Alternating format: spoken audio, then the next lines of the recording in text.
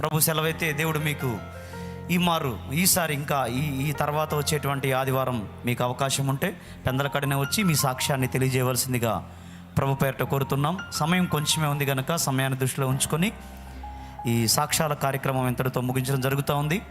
అందరూ కూడా మోకరించగలిగినట్లయితే ప్రతి ఒక్కరూ మోకరించగలిగినట్లయితే ప్రభు యొక్క శరీర రక్తాల కొరకు మనందరూ కూడా సిద్ధపడదాం. ప్రియులారా, ఎవరు కూడా మౌనంగా ఉండొద్దు. అందరూ కూడా మోకాళ్ళపైన ఉండగలిగినటువంటి ప్రతి ఒక్కరు మోకాళ్ళపైన నిలిచి ప్రభు యొక్క శరీర రక్తాల కొరకు ప్రార్థన చేద్దాం.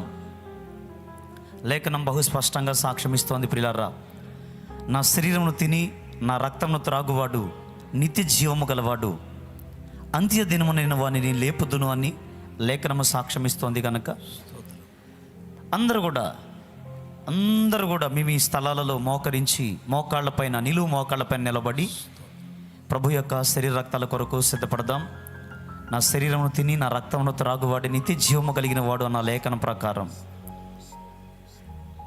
ప్రభు యొక్క శరీర రక్తాల కొరకు మనం సిద్ధపడదాం. ప్రియులారా, గడిచిన ఆదివారం నుంచి నేటి ఆదివారం వరకు మన జీవితాన్ని ఒకసారి మనమే పరిశీలన చేసుకుంటూ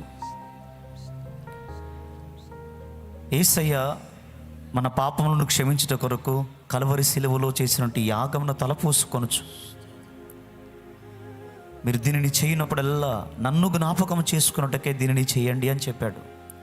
గనుక ఇది ప్రభు యొక్క శరీర రక్తాలలో చేవేసేటువంటి తరుణం. గనుక మన జీవితాన్ని మనం విమర్శ చేసుకొని మన పాపముల కొరకు కల్వరి శిలువలో యేసయ్య చేసిన త్యాగమును తలపోసుకునేటువంటి శ్రేష్టమైన తరుణం. కనుక మనల్ని మనం విమర్శ చేసుకుందాం. ప్రియులారా, గతించిన ఆదివారం నుంచి నేటి ఆదివారం వరకు ఈ 6 దినాలలో నీ మాటలో కానీ, చూపులో కానీ, క్రియలో కానీ, తలంపులలో కానీ ఎక్కడైనా నువ్వు తప్పిపోయినట్లయితే, దేవ వ్యతిరేకమైన క్రియలను బట్టి దేవుని దుఃఖపరిచి ఉన్నట్లయితే, దేవుని మహిమపరచవలసినటువంటి నీవు అవిధేయమైనటువంటి క్రియలను బట్టి ఒకవేళ దేవుని దుఃఖపరిచి ఉన్నట్లయితే, ఇదేనన్నా దేవుడు మనకు మరలా తరుణం అనుగ్రహించాడు. ఆయన కృపతో మనల్ని జ్ఞాపకం చేసుకున్నాడు. కనుక ప్రియ సోదరి సోదరుడా, ఈ సమయాన్ని పోగొట్టుకోకుండా ప్రభు యొక్క పాత్రలో చేవేటి కొరకు సిద్ధపడదాం. అతిక్రమ దోషాలన్నీ ఒప్పుకొని విడిచిపెట్టి ప్రభు కనికరం మన మీదకు వచ్చినట్లుగా ఆయన సహాయం వేడుకున్నాం. ఒకటి గమనించు, వెండి బంగారముల వంటి క్షయమగు వస్తువుల చేత నువ్వు విమోచించబడలేదు. నిర్దోషమైన రక్తము నీ పాపముల కొరకు చిందించబడింది.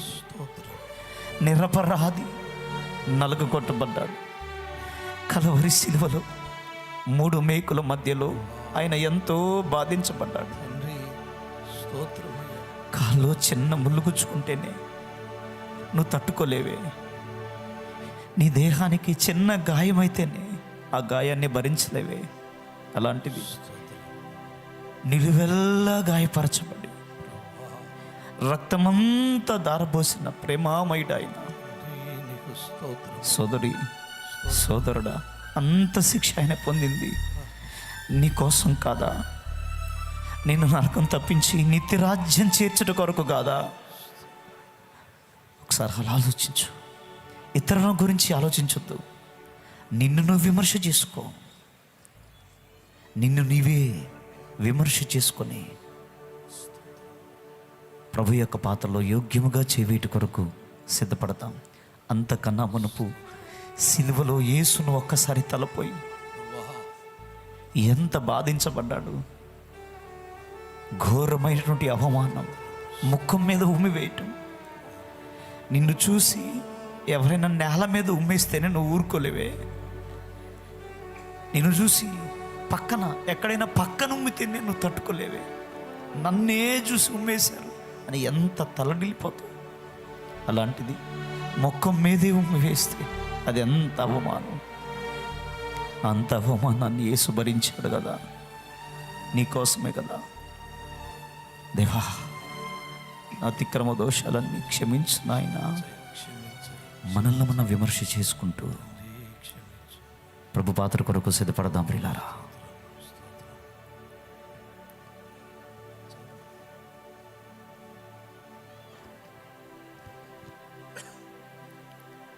మహోన్నతుడైన తండ్రి, స్తోత్రమయ్యా. మహాగణుడైన దేవానికి వందనాలు. వందనాలు నాయనా. భూమి